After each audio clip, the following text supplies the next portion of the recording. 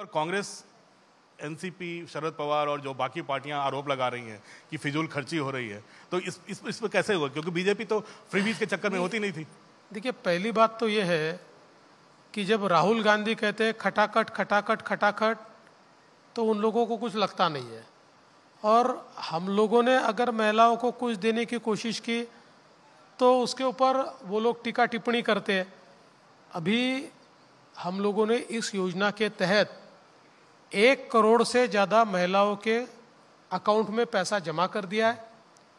आने वाली 31 तारीख को और 50 लाख महिलाओं के खातों में हम पैसा जमा करेंगे।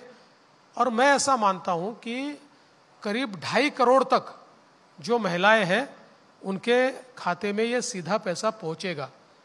और मैं ये ज़रूर मानता हूं कि इसकी सफलता के कारण हमारा विपक्ष बौखलाया है।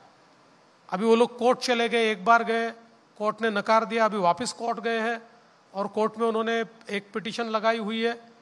लेकिन वो कितनी भी पिटीशन करे तब भी मैं ऐसा मानता हूं कि हमारे लिए केवल योजना मात्र नहीं है। हम लोग प्रधानमंत्री जी की इस बात को मानते हैं कि अगर विकसित भारत तैयार करना है तो विकसित भारत में जब तक हम महिलाओं को अर्थतंत्र के भीतर नहीं लाएंगे, जब तक उनको हमारे अर्थतंत्र का केंद्र बिंदु नहीं बनाएंगे, तब तक विकसित भारत नहीं हो सकता।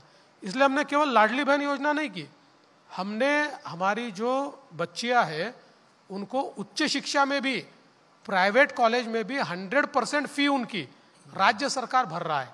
हम ये चाहते हैं कि हमारी जो बच्चियां हैं, कई बार ये होता है कि घर के बेटे को तो पढ़ाने के लिए माँ बाप पैसा खर्च कर देते हैं और बेटी को कहते हैं कि भाई तू तो शादी करके जाने वाली है, तो इसलिए तेरे ऊपर इतना खर्चा क्यों करे।